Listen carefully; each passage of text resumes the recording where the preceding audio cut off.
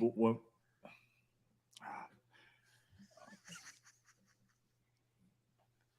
hey guys, welcome to the Hustle Faithfully podcast where determination meets devotion. Follow us today at youtube.com/at Hustle Faithfully. We're also across the board on all of the major podcast streaming platforms. Today, we had the great honor and privilege to have the one and the only Mr. Kelly Cardenas with us. Kelly Cardenas is a Forbes contributor, an author, a podcaster, founder, CEO of a national multi-million-dollar brand, and a cultural efficiency coach. Cardenas is the go-to when it comes to a culture that will have sustained success in all aspects of your business. He believes that building an iconic brand, business, and empire is a simple process once we start to focus on what really matters. Kelly's system zeroes in on the heartbeat of any organization: people. Cardenas' coaching is based on two foundational truths that his father, he calls Pops, raised him on. Number one, first and foremost, you build the people and then you allow the people to build the business. Number two, if you simply want to be good, I am not your guy. If you want to be great, I am not your guy. If you want to be the best that you can possibly be and live out your fullest potential, you have found the right guy. Oh, man. Kelly, it's an absolute honor to have you on with us. Thank you for your time. Hey, thank you guys so much. You're the ones. I should be reading you guys' bios. I mean, man. the way that you guys pump everyone else up and the way that you shine light on everybody else is something that is not common in this world. And I want to thank you both for it. Thank you. Thank you. Man, Thank we you. so appreciate that. Absolutely. So we're in our series called From Burnout to Breakthrough. And we believe that everybody has gone through a burnout at some point. No matter how much you love your job, no matter how much you love what you do, there just comes that point to where it's like, oh man, I'm tired. Now, sometimes that is taken care of and handled with a simple vacation. Sometimes you need a little bit more. So we love to hear from people like Kelly Cardenas, who has built huge brands and huge businesses, of how he overcame any point that could be misconstrued as burnout to arrive at the breakthrough that you sit in today. So Kelly, we'd love to hear your story and where that came into your life at. Well, I was sitting in a kind of dark room, and I was sitting at the edge of a old school recliner, kind of velour, if you can imagine it. You imagine the wood walls that we all used to have, and our parents growing up that they thought were really high class, but now we see them and we're like, why did you ever have like fake wood walls? That makes the rooms feel so dark. And it was kind of dark, but it was during the day. It was in Las Vegas, and dark during the day is good because it's so hot. Right. And my uncle was sitting in that velour chair, and he was reclined back, and he said to me, Kelly, don't ever lose it. And I was like, what are you talking about, Unc? Like, he said, don't ever lose it. And Uncle Sam's a very, very serious guy. Didn't laugh a lot, very kind of gruff, but he said, never lose it. And I was like, what is it, Unc? He said, never lose that light. Never lose being a kid. And what I found, Jonathan, is every time that I experience burnout is just when I lose the mentality and the connection of being a little kid. Wow. Wow. That's deep. You know, one of the things that I have found interesting is you talk to a child and their dreams are so what we as adults oftentimes deem far-fetched. Yet their little minds are able to comprehend every aspect of that dream. So where do we hit that age, or where do we hit that mental block to where you don't dream anymore? Because everything involves two births, in my opinion. Everything is first birthed in a mental thought. And then it's birthed in the carry out of that thought, in the plans of that thought, and actually taking the action. So how do you continue on that childhood-like light as you age and as you get older? I think it's a big thing. Like I was talking with my friend John Paul DeJoria. He was the co-founder of Paul Mitchell, and he owned Patron. He ended up selling it for $5.4 billion, which was $1.3 billion more than Star Wars was sold for by John Lucas, or by George Lucas. So the reason why I say the context, because I asked him, I said, "How do you remember everyone's names?" And he said it very simple. He said, "It's because I stay grateful." And I said, "Explain that to me," because he wanted to walk away. I said, "Explain it to me." He says, "I know where I've been and I respect it. So I respect and reverence the past. I've already accepted the future. Therefore, I can reside in the present right here with you right now. And that's how I'm able to remember your name and remember everyone's name." No. And when he respected and reverenced the past, he said, "Kelly, like I grew up with nothing, nothing. I had $300 and some product in the back of a car that we were driving around, him and Paul Mitchell, to start that brand. I remember that. And I remember it every single day. So when I'm standing with you today and I don't only have $300 and I don't only have one car, I am grateful in this moment. And that's how I can stay present." Wow. Man, having gratitude is so important. You know how gratitude is currency, because if you don't have gratitude, you don't have that currency, and one of the things that I've learned, like you were just saying, is that I have learned more in the lowest times and lowest seasons of my life than I have at the highest points. And me and Jonathan kind of had a discussion about this prior to getting on. And we were saying that everyone wants to be at the mountaintop, but look at where the most fertility is, down in the valley, where the water flows from up on high down into the valley. All the plants flourish. Everything near the water prospers. So we look at the mountain and we're looking to get up there, but we don't take the time to replenish and pack so that we can make the journey. And when we get there, we can stay there. So that gratitude for where we are allows us to equip ourselves and be prepared for where we want to get to if we own where we are. So, man, that's a great story, Kelly. Thank you.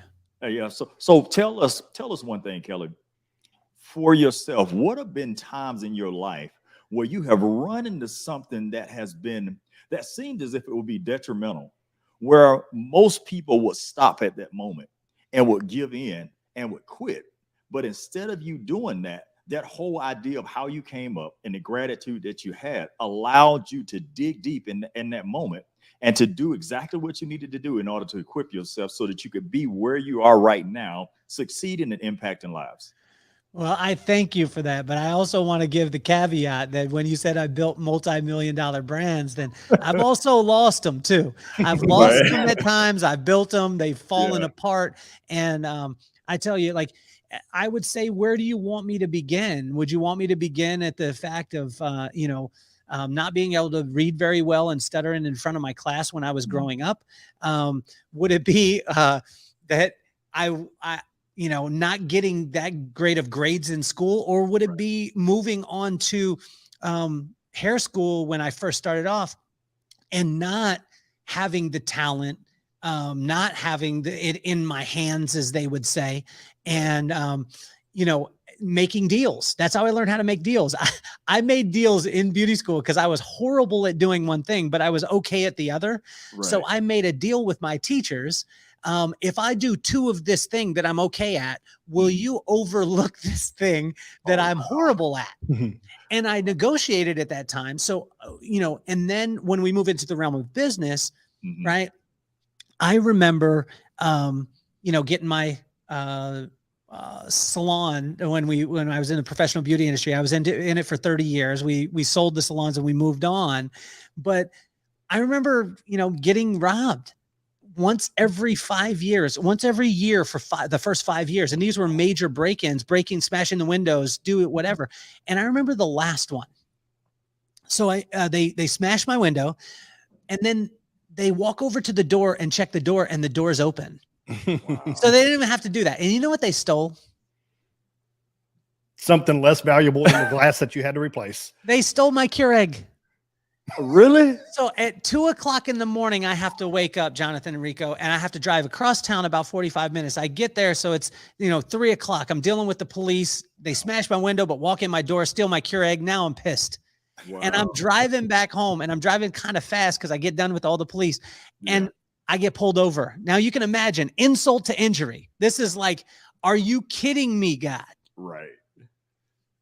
Cop walks up to my window, says, can I see your license registration? I said, yes, sir. He said, do you know how fast you're going? I was like, yep. And I want to let you know that, my business just got robbed, and I thought he was going to have some sympathy. He's like, man, I can't even believe that. That's crazy. Right. And then he was like, and here's your ticket. And I was like, couldn't you have a little bit of grace? And at that moment, I get the ticket and I'm so mad. My business got robbed. God, why can't you give me a break? And what God said to me so clearly is, the only reason why you had the opportunity tonight to get robbed is because I blessed you with the business. But if you would like me to fix that problem, I can do that. Wow. Wow. So I think in wrapping it up, coming back to your question, I think that a lot of times we get so focused, and I did so many times. I would lose my religion in so many different areas until I went back to that childlike state and said, okay, was I dreaming of having a business? Yes. If you would have told me, Kelly, you don't, at 7 years old, Kelly, you don't want a business. You don't want to have a multi-million-dollar brand because someday someone's going to break your window and take your Keurig. At 7 years old, I would have been like, are you kidding me? That's all? Let me go forward. But we forget about that kid and we go into, oh my gosh, I'm so sad about this. And it kills our vibe. And once somebody could kill your vibe, it's curtains. Wow. Keeping your vibe in check is so important. In fact, Kelly has a program called the Vibe Room. If you have not yet had an opportunity to check it out, make sure that you check it out. Kelly, what is your link to the Vibe Room? The link to the Vibe Room, if you go on kellycardenas.com. And the whole reason why we started it, and this again is back to that childlike. Give yourself permission. I was very fortunate because my parents gave me permission to try it, even if it sucked. Then I learned a lesson. Right. But I had so many people asking me, can I come and be in the studio to listen to the guests on the podcast and meet them? And so we created the Vibe Room. And it's a live version of the podcast. And so now you have a studio audience that gets to interact with, like, imagine all of you listening and watching and loving Jonathan and Ricardo. Imagine if you got to be in the room with them and then just ask them some questions and be their friend. How crazy would that be? And that's what the Vibe Room is. Yeah, that's awesome. That's awesome. If you ever have the opportunity to be around Kelly, whether it's in the Vibe Room or one of his many appearances, because he does a lot of speaking, he is an incredibly skilled speaker. This man will treat you like $1 million. He will treat you like he has known you since your birth and that you have been best friends ever since then. And he doesn't let you off. He treats you like you're going to be his best friend for the rest of his life and your life. So there is a disclaimer there in meeting Kelly. You're in for the ride of your life. Let me just tell you, he's an absolutely wonderful man. There is a QR code on the screen for our viewers. Make sure that you scan that QR code. That's going to take you to more of Kelly's information where you can get connected with him. You can buy his books. You can go to his Vibe Room. You can just really get in with Kelly. And he is an amazing, amazing person. He's been telling us today about how to keep that childlike faith, really. The Bible even speaks about having childlike faith. Right. What he's talking about and what we talk about on this podcast week in and week out has its roots in the Bible. You can go listen to the most skilled public speaker. No matter what they're speaking about, I'm here to tell you now, it all originated in the Bible. Yeah. Now, everybody's putting their spin on it. Some of it, I will say, be very cautious, be very careful of who you're letting pour into your life. However, no matter what the context of what they're speaking about and teaching about is, it's rooted in the Bible. That is, the Bible stands for basic instructions before leaving earth. That is very true. Would you start your business if you were afraid that after making millions of dollars, somebody's going to steal $100 Keurig? Right. Because insurance covered the glass that they broke to break in, I'm sure. Now, he may have been out of pocket for the Keurig. I mean, that may have been one of the most tragic days of his life. But here's the thing. Yeah. He maintained that childlike faith. Yeah, he did. And how many businesses have you gone on to since that day? How many businesses have you gone on to build since then? Well, that one was the first one. It was in Las Vegas. But we built Chicago. We built San Diego. We built Salt Lake. We built the Hard Rock Casino in Vegas. And then we built the brand of the podcast and the brand of my speaking also, which that's been happening for 30 years. So it's honestly like it's never a perfect science, right? And when I go back to it, like I think of in 2006, I'm at the top of my game at 2006. At the time, I'm in my early 30s. Yeah. I'm making about $250 a year. I'm only working 4 days a week. I'm traveling the country with the greatest, product manufacturer in the world in Paul Mitchell. And I'm all over the place. And then one day, bang, like Craig on Friday, I got fired on my day off. Wow. You know what I'm saying? And Yeah. so, but what that does is it gives you the opportunity. Now, I'm not saying, now you're giving me a lot of credit, Jonathan, and you give me a lot of credit too, Ricardo, but I want to give the credit back to you guys. And also I lose it at those times. I remember those times looking at it and saying, oh my gosh, what's happened? But for me, it was always going back to literally every business that I've ever built has been built on the principles that my parents taught me when I was in 4th grade, like growing up in 4th, 5th, 6th grade.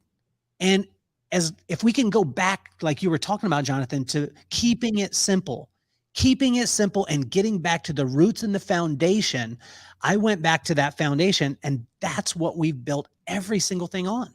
Wow. Kelly, like what you're sharing right now, like this is so amazing because see, I've heard people say things, but then not be able to show where they've learned these things in their life, like real life application, where I hear you say that, but I don't see you doing it.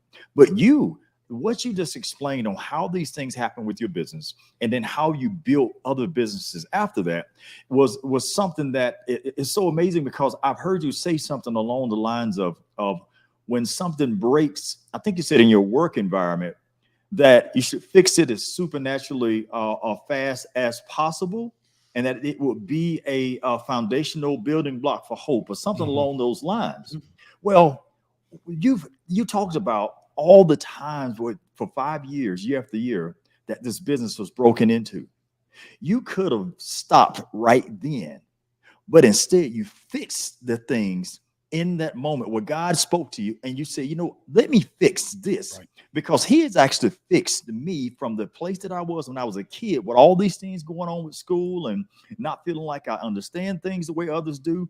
And he helped fix those things where I was broken. So the least I can do is in this moment where my window's broken and my Keurig is missing, I can fix this thing right here. Because that is a building block for hope, because that's gratitude for him fixing me. So let me fix this. Right. So I love hearing you say that, because that's that authentic journey that you've been on, how you experience it, and then you share it and help others create the same experiences for themselves as far as they're overcoming and them having breakthrough. So, man, I appreciate that. Thank you. That's awesome. So, Jonathan, what do you think would be something that the people in the audience right now may be experiencing and they don't know how to overcome? But what do you think is something that they would want to know, or something that they would want to hear that would help those that are on the cusp, on the precipice of breakthrough, something that would help push them across that threshold? This is a very simple saying that we have all heard before. It may not happen overnight, But if you quit, it will never happen. Yeah. Keep going for whatever you are going for. I'm here to tell you that if what you are going for is in line with what God has set up for you, it's impossible for you to fail. Yeah. It may not be happening as soon as you want it to. You may get broken into. You may have things fail and flutter away. However, fail is an acronym. It means first attempt in learning. Fail does not mean that you're over with. It does not mean that you're done. You know, everybody seems to want to go from mountaintop to mountaintop, from glory unto glory. Yet you learn when you're in the valley. Yeah. That's where that water flows. That's where the source is. And sometimes God actually dries up everything around you until you get your focus back on him and you realize he is the source. Everything that you have ever had and ever will have, it comes from him. He is the source of all. Maybe he's going to tell you something as simple as, I can take care of your business if your front window getting smashed in is going to be an issue. I can take care of the business. You don't have a business anymore. Stay focused. What God has called you to, he will carry you through what you have to achieve to get there. Amen. He's on your side. We're on your side. That's what this entire Hustle Faithfully podcast is put together for. Mm-hmm. It's to encourage you from a biblical standpoint. And the beauty to this, from burnout to breakthrough, and the amazing guests that we're having on with us, is you're getting it from their perspective. You're getting it from the perspective of somebody amazing like Kelly who has done it. Mm-hmm. You step back and you look at somebody like him. He is mentioning he's friends with a multi-billionaire. How many people have that opportunity? But here's the thing. It's not just I know this person in passing. He knows them. You have to be somebody of authenticity in order to get people's respect that's on that level. So always keep pushing forward to your goal. Keep pushing toward what you know to be there. If you're experiencing burnout, don't be dismayed. Don't be discouraged. Keep pushing. Keep going, because your breakthrough is coming. You are right there at your breakthrough. Keep going. Kelly, what do you have to say to our listening and viewing audience about how they can continue going in when they are experiencing their burnout? Well, my wife said it to me the other day. We were sitting and I was, a little bit down. And again, my vibe had dropped. Right. Yeah. And, I said to her, I said, my mom passed away about 5 years ago. My pops about a year and a half ago, coming up on 2 years. And I know where they're both at. So they're hanging with Jesus on Streets of Gold and dancing together, and they're doing their thing. So they ain't missing this dirty place that I'm living in right now. But I was a little bit down because that had happened, pandemic stuff, all these things, all these switches in life. And I said to my wife, I said, I feel like I got the fight knocked out of me. Yeah. And she said to me, she said, that was by design, because you don't need to be fighting no more. Ooh. And so what I want to encourage your listeners is, sometimes when that burnout happens, although there's things, when I talked about it, like, honestly, when you stay in touch with that little kid, right? And that little kid, like, you'll hear this all the time, like, oh, you got to have this powerful reason why, you got to stick to it. And it's like, they try and, this is not even a word, adultify something that is so simple. Yeah. You got to have a reason why. You got to change the world. You got to impact millions of people. And if you asked a kid, or you said that to a kid, the little kid would be like, I don't want to hang out with you. You're weird. You're weird. But a kid, every day there's maybe a different reason why. Maybe it's an orange popsicle on Friday. Maybe it's a sleepover on Saturday. And when they stay in touch with that part of it, and they realize that part, and they stay in that childlike part, then they can make it through the mundane, right? And so my son, when he has a sleepover on Saturday night and I tell him to do the dishes, he's like, Pop, I'm about to do the dishes because I'm doing that sleepover later tonight. Right. But when I don't give him something that he looks forward to, and this was a big principle with my mom, when we don't have something to look forward to and we're not in touch with that part of it, that's where we can experience. But I do want to tell you, every one of you, I want you to stop for a second. And I want you to realize that sometimes that burnout is by design, because God has burned up all the fuel in that area and he needs you to move on to a different one with new fuel. Oh, wow. Mm. Mm. Wow. Wow. Yeah. Kill it. Where's your, I would tell you to drop your mic, but I don't know if you want to do it. That is definitely Yeah. a mic drop comment without a Yeah. doubt. Well, what you said, and see, Killer, I've heard you say a few things, and I got the one thing here that I just clipped, and it has a lot to do with what you just said. You said by the time you realize how fast you were going, it would be too late to make the necessary adjustments. It's you talk about God causing certain things to happen in your life, because sometimes we can speed through stop signs. We can speed through things where God is wanting us to stop and rest and not try to do so much, because ultimately, as we at the beginning, we said where determination meets devotion, ultimately the determination part is ours, but our partnership with God is where the devotion comes in, because our determination is to not quit in area where we have goals, in areas where we run into a tough spot or a rough situation where we want to quit. We're determined not to. But the devotion part is us staying committed to God and for his perfect will for us. So when you make this statement, it's like, why am I speeding through this thing and through life and trying to do life without the creator of life? He's the giver of life. So how about I not go so fast, as you said, that you end up finding out that you're on the wrong path, you're doing the wrong thing in the wrong way with the wrong people for the wrong reasons, and then find out it's too late to make an adjustment because you messed your life up in such a way that there's no undoing the mess that you made. So like, man, everything you said, you talk about dropping the mic and being done. Like, brother, that was amazing, Kelly. Thank you for those nuggets. Thank you. Well, when you look at it, both of you, and when we look at these things, we never know. This is what Pop taught me. You never know where someone's from. You never know where they're going. You never know where you're going to meet up with them again. So make a friend out of everyone. And you alluded to it earlier, Jonathan, where you said, I'm going to be your friend for the rest of your life. When that concept is in play, I am not in a rush for anything in our realm. I'm not in a rush to make a deal with you. I'm not in a rush to sell you, because if I make a friend out of you and we're going to be friends for life, when that thing needs to happen, it'll happen. And I tell you, like, there's so many things that I didn't understand. And I, to this day, same way, so many things I didn't understand that God was doing that he understood 10 years later that it was going to happen. And let me tell you this. I had a friend that lived across the street from me in Lompoc, California, when I was a senior in high school. Fast forward 25 years. I check my Facebook messages. I get a Facebook message right after I write my first book.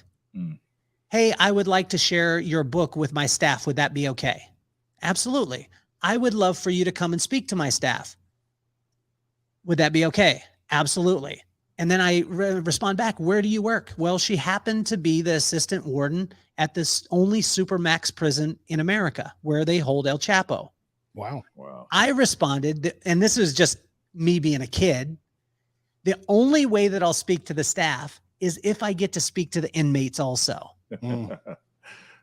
So I go and I get to speak to the staff about culture, about an environment, lifting each other up, everything like that, to the staff. But I also get to go and speak to the inmates. Now, when I walk out of that place, every one of my speaker friends calls me and says, oh my gosh, do you realize how hard it is to get into the penitentiary system? And you have to go through all these things. I've been trying for years. I haven't been able to. How'd you get in? And I was like, it wasn't hard for me. And they were like, well, what do you mean? And I said, well, and they were like, well, can you get me in? I was like, no, And they said, why? I said, the only way I got in is because God put a girl in my life across the street from my house on North 6th Street in 1992. And he knew that 20 years later that I would be going to the Supermax prison where they hold El Chapo, and you are not able to get in unless you go through all these things and get vetted. But I didn't have to go through that process. Why? Because I'm a child of a person who owns it all. That's right. And so when we give that in, sometimes that burnout, sometimes that challenge, sometimes your business that is failing right now is going to be the foundation of the business that will succeed in the future. But if we get our focus off of him and we get our focus on our own stuff, and like Jonathan said earlier, we follow the guru with the 7 principles that we need to do exactly what he says, but we're not following the source of where he got it from, Right. then we're going to fail at a lot higher rate.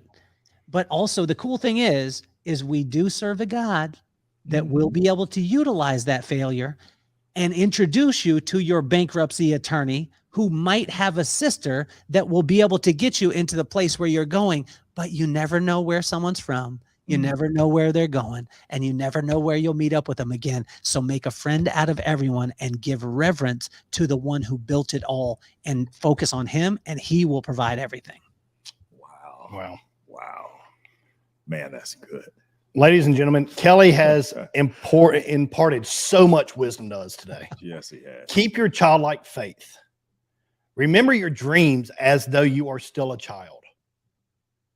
And keep your attention on the source. Keep your attention on the source of who provides everything in this world. Yeah. And also be a friend to everybody you come in contact with. Kelly is an amazing person to get in contact with and to build a relationship with. Again, for our viewers, the QR code in the corner will take you straight to his information. For the listeners, go to www.kellycardenas.com. There you can find more information about Kelly. You can find information about his books, as well as the Vibe Room and so much more. We want to thank you all for being with us today on the Hustle Faithfully podcast and our distinguished and honorable guest, Mr. Kelly Cardenas. Everybody, remain blessed and unstoppable. We will see you again next week. Thank you, Kelly.